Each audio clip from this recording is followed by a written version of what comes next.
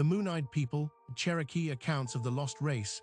Before the Cherokee claimed the mountains, pale nocturnal builders lived in the caves, then vanished without trace. Long before European settlers pushed westward into the Appalachian Mountains, before the forced removal of indigenous nations along the Trail of Tears, the Cherokee people maintained detailed oral traditions about those who came before them. Among these accounts, one stands apart for its specificity and strangeness: the memory of a mysterious people who could not bear the light of day. The Moon-Eyed People, as Cherokee tradition names them, were described as the previous occupants of what would become western North Carolina and eastern Tennessee. According to these accounts, they were a small-statured people with pale skin and unusually large eyes that could not tolerate sunlight.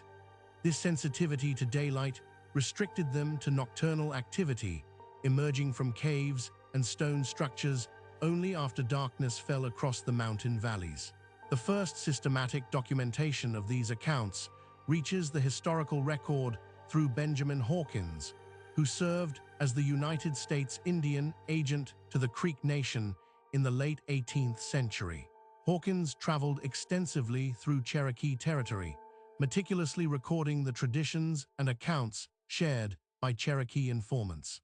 Among the many stories he documented, the Moon-Eyed People appeared not as mythology or legend, but as historical memory. The Cherokee who spoke with Hawkins described these beings as a real population that had occupied the region before Cherokee dominance was established. What makes these accounts particularly compelling to researchers is their consistency across generations and geographic areas. The Cherokee did not speak of the Moon-Eyed People as spirits or supernatural entities, but rather as a distinct group with specific physical characteristics and cultural practices. They were builders, constructing stone structures throughout the mountain region. They were nocturnal by necessity rather than choice, driven to darkness by eyes that could not function in bright light, and they were ultimately defeated. James Mooney, working with the Bureau of American Ethnology in the late 19th and early 20th centuries, conducted extensive fieldwork among the Cherokee people. His documentation preserved additional layers of the Moon-Eyed People tradition. Mooney's informants described the eventual conflict between the Cherokee and these pale inhabitants, a confrontation that ended with the Moon-Eyed People either driven from the territory or eliminated entirely as a distinct group. The details of this conflict vary across the accounts Mooney collected. Some describe a single decisive battle. Others suggest a longer period of hostility that gradually pushed the Moon-Eyed People from their mountain strongholds. What remains consistent across versions is the outcome. The Moon-Eyed People disappeared from the region, leaving behind only stone structures and Cherokee memory. Physical evidence potentially connected to these accounts exists in the landscape itself. Fort Mountain, located in present-day Georgia, features a mysterious stone wall that winds along the mountain ridge for nearly 900 feet. The wall's construction technique, age, and purpose remain subjects of archaeological debate. No definitive attribution to any known cultural group has been established through excavation or analysis. Cherokee tradition in some accounts credits the Moon-Eyed People with the construction of this wall. Whether they built it as a fortification, a ceremonial structure, or for purposes now lost to time cannot be determined from the physical evidence that survives. Archaeological investigation has dated portions of the wall to different periods, suggesting either multiple construction phases or later modifications to an older structure. The question that has occupied researchers since Hawkins first documented these accounts is straightforward. Who were the Moon-Eyed People? Multiple theories have been proposed, each attempting to match the Cherokee descriptions with known historical populations or archaeological evidence. One persistent theory suggests European contact before the documented colonial period. Specifically, some researchers have proposed that the Moon-Eyed People might represent a Welsh colonization attempt, connecting the accounts to the legend of Prince Madoc, who allegedly sailed to North America in the 12th century. Proponents of this theory point to the stone construction attributed to the Moon-eyed people as evidence of European building techniques. However, this identification faces significant challenges. No archaeological evidence of pre-Columbian Welsh presence in Appalachia has been verified.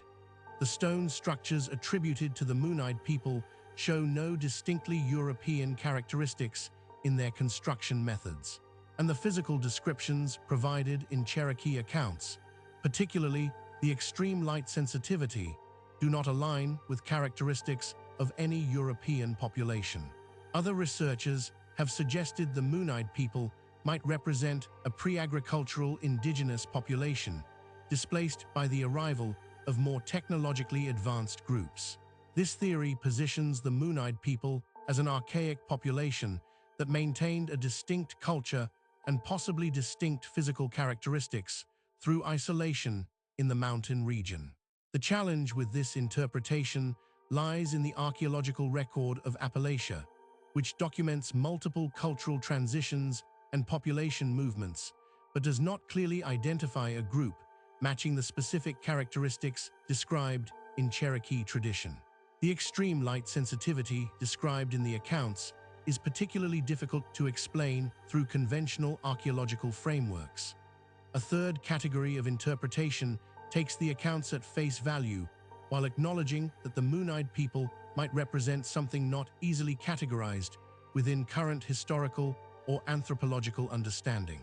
This approach does not assume supernatural origin, but rather recognizes that the documented accounts describe characteristics, particularly the ocular sensitivity to light, that suggest either genetic adaptations not observed in known populations or cultural practices that created unusual physical traits. What remains undisputed is that Cherokee tradition consistently treats the Moon-eyed people as historically real rather than mythological. The accounts documented by Hawkins and Mooney do not describe spirits, monsters, or beings from another world.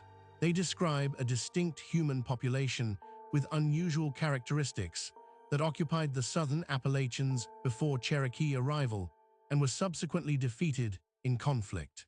The fate of the Moon-eyed people after this defeat remains unclear in the documented accounts. Some versions suggest complete elimination. Others indicate they were driven westward or northward into other mountain regions. No account preserved by Hawkins, Mooney, or subsequent researchers describes their survival into the historical period with any geographic specificity. The nocturnal lifestyle attributed to the Moon-eyed people raises questions about their daily existence that the Cherokee accounts do not fully answer. How did a population with such severe light sensitivity manage agriculture, if they practiced it at all? What hunting or gathering strategies allowed them to sustain themselves while restricted to nighttime activity? The stone structures attributed to them suggest permanent settlements rather than nomadic existence, but the logistics of nocturnal agriculture in the Appalachian environment present significant challenges.